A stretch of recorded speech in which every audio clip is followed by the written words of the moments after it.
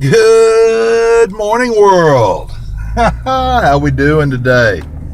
Man, it's a beautiful day. The sun is shining. Got a little chilly last night.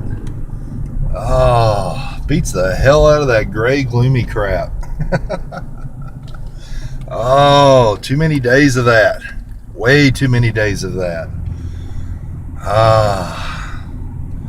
Man, I was going to talk about something really, really important today. But it is get outside. It's such a beautiful day, and I'm just enjoying the sun shining. It's still a little cool, a little bit of a cool breeze. But such a beautiful day, absolutely beautiful. Well, I hope y'all like my last story on my last vlog. I don't remember. I didn't get a chance to review it before I posted it, but I don't remember saying he had taken the gun and it was in his fist, I guess, and it was like he hit me as hard as he could in the bridge of the nose, which dislodged the gun out of his hand. So I didn't get shot. I thought I got shot, but I didn't get shot, and I don't think I cleared that up when I was telling my story. So I just want to touch base on that.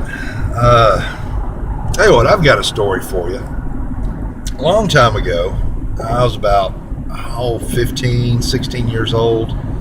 My father had purchased for me a dirt bike, and I love that dirt bike. I drove it everywhere. I drove it up and down the streets. I drove it out in the fields. I drove it everywhere. Well, I used to I'd get home, I'd walk home. This is before I had a driver's license, so I must have been 15, maybe 14, shit. God, the years go by and you forget. But I had this, it was an 85, so I must have been 15, because it was an 85 XR 200R Honda dirt bike. It was like a trail bike. And I would leave school, after school was over, I'd, get home just about as quick as I could, and I would hop on the dirt bike and I'd take it back up to the school and ride around the school parking lots and shit like that. Well, this one day I did that. I go home. The school that I went to in Aledo was on the south side of the railroad tracks, and I lived on the north side of the railroad tracks. So I got home, I'd get on my bike, and then I'd ride home. Well, there was this one little crossing. There's two crossings in Aledo. Well, there's actually technically three, but one's like a tunnel, and it's always in disrepair, and it's not a good place to cross unless, I guess, you're on a dirt bike or a four-wheeler or something like that. But the two top crossings over the railroad tracks, you got the main crossing there in town, which I'm jumping all over the place. They've recently made it one way across and made another crossing that's one way the other direction.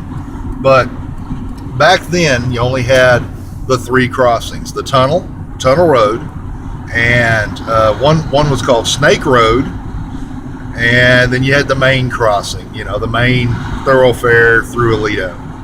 Well, on Snake Road, there was it was a little bit of a bump where the railroad tracks crossed. And it was a good straightaway up to the tracks coming from the north side. And I used to try to hit that thing, catch a little air, get up a little speed. Well, this one, back to the story. This one time, I got out of school, I got home, got on my bike, and I was going to go up and go do some trail riding on the south side of town, by the school and stuff like that, probably on the school property. And I'm coming up to that railroad crossing, and I'm hauling butt. Well, the railroad crossing right there on the left-hand side, or on the east side of town, of that crossing. And of course, this crossing didn't have an indicator, a red light, a guard rail, or anything like that to let you know that a train is coming. It was just a regular old little crossing. Apparently, somebody's in a hurry, and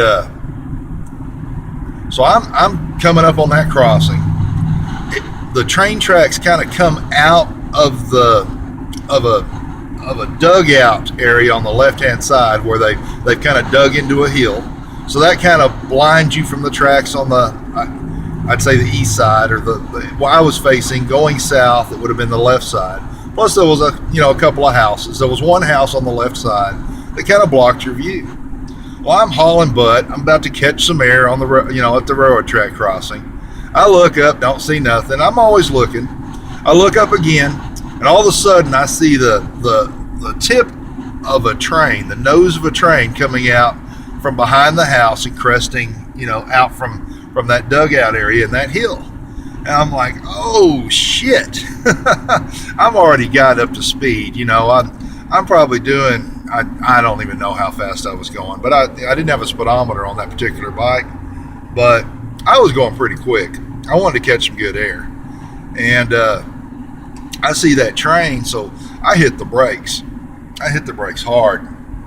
And I start fishtailing back and forth, doing everything I can to try to reduce my speed. I didn't want to hit the damn train. I didn't want the train to hit me.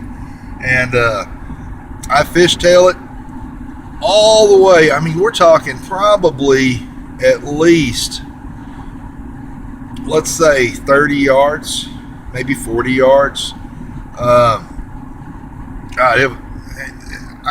It wasn't really that far, but by the time I hit the brakes, let's say 30 yards, 20 to 30 yards. And I literally could see my life up to that point flashing before my eyes. I knew this was it. I'm done. I'm going to hit the train. I'm going to either get right in front of it or I'm going to roll up underneath it, and I'm gone. I'm dead. I'm done. Luckily, now of course I'm wearing a helmet. I'm wearing a light jacket, a t-shirt, blue jeans, and tennis shoes. I don't even know if I was wearing socks at the time. And I lay the bike down, slide up, and as I'm coming up to the engine is passing. I push myself away from the bike. The bike's between me and the train. The bike is still sliding towards the train, and it hits the spring sections around the wheels on the engine and stops. Oh, I push myself away as far as I can away from that bike, just in case something grabs the bike and takes it. I didn't want it to take a piece of me with it.